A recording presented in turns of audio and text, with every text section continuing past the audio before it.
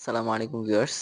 অনেক সময় আমাদের গ্রাম বাংলার অনেক মুরব্বিদেরকে দেখা যায় যে তারা নামাজের সময় নামাজ বাদ দিয়ে চা দোকানে বসে সিগারেট খাচ্ছেন, আড্ডা দিচ্ছেন। আপনি যদি গিয়ে তাদেরকে জিজ্ঞেস করেন, চাচা নামাজ পড়লেন না যে? তখন তারা বলে যে বাবা, যদি আল্লাহ তাকদিরে লেখতো তাহলে তো নামাজ পড়তামই। আল্লাহ কপালে রাখে নাই হেদায়েত, এই জন্য নামাজ পড়ি নাই। আসলে এই যে এই জাতীয় বিশ্বাস, এটা আমাদের দেশের মানুষের মধ্যে এমনি এমনি চলে আসেনি। এই জাতীয় বিশ্বাস বহু বছর আগ থেকে একটা দল আমাদের মাথার মধ্যে ঢুকিয়ে দিয়েছে। এদেরকে বলা হয় জাবরিয়াহ। এদের বিশ্বাস হলো মানুষ নিজে নিজে কিছুই করতে পারে না। আল্লাহ মানুষকে যা করান মানুষ তাই করতে বাধ্য। মানুষ শুধু আল্লাহর তৈরি খেলনার মতো।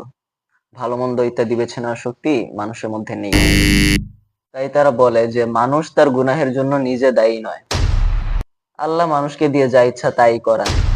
এক কথায় বলতে গেলে তারা বলতে চায় যে আল্লাহ তাআলা মানুষের উপরে জুলুম করেন। মাআযাল্লাহ। অথচ আল্লাহ তাআলা কি বলেন? ইন্নাল্লাহা লা ইয়াজলিমু মিসকালা যাররাহ। আল্লাহ তাআলা সরিষা দানা পরিমাণ জুলুমও বান্দার প্রতি করেন না। আসলে তাদের বিশ্বাসেই ভুল আছে। এই ক্ষেত্রে সঠিক বিশ্বাসটা কি? বা আমাদের বিশ্বাস এক্ষেত্রে কি হওয়া উচিত? আমাদের বিশ্বাস হবে আমাদের প্রত্যেকটা কাজ তো আল্লাহ তাআলার হুকুমেই প্রকাশ পায়। আল্লাহ তাআলার তৌফিকেই বাস্তবায়ন হয়। কিন্তু আমরা কোন কাজটা করব? ভালো করব নাকি মন্দ করব সেটা সিদ্ধান্ত নেওয়ার ক্ষমতা কিন্তু আল্লাহ তাআলা আমাদেরকে দিয়েছেন।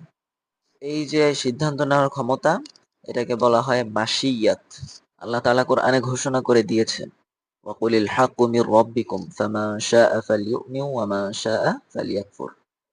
হে নবী, আপনি বলে দিন, তোমাদের প্রভুর পক্ষ থেকে তোমাদের কাছে সত্যটা এসে পড়েছে। এখন যার ইচ্ছা হবে সে ঈমানের পথ অবলম্বন করবে, আর যার ইচ্ছা সে কুফরির পথ অবলম্বন করবে। অতএব আমরা জান্নাতে যাব নাকি জাহান্নামে যাব, এই পুরাটাই কিন্তু ডিপেন্ড করে আমাদের চাওয়া পাওয়ার উপর। আমরা যদি ভালো কাজ করতে চাই তাহলে আল্লাহ তাআলা আমার মাধ্যমে ভালো কাজই করাবেন এবং তার বিনিময় হবে জান্নাত। আর যদি আমরা খারাপ কাজ করতে চাই তাহলে আল্লাহ তাআলা আমাদের মাধ্যমে খারাপ কাজই করাবেন, যার বিনিময় হবে কঠিন জাহান্নাম। আল্লাহ তাআলা যেহেতু আমাদেরকে দুনিয়াতে পরীক্ষার জন্য পাঠিয়েছেন, আল্লাহ তাআলা হলেন পরীক্ষক, আমরা হলাম পরীক্ষার্থী। পরীক্ষার খাতায় পরীক্ষার্থী যদি নিজ ইচ্ছা মতো না লিখতে পারে, সব যদি পরীক্ষকই লিখে দেন, তাহলে তো সেটাকে আর পরীক্ষা বলে না, তাই না?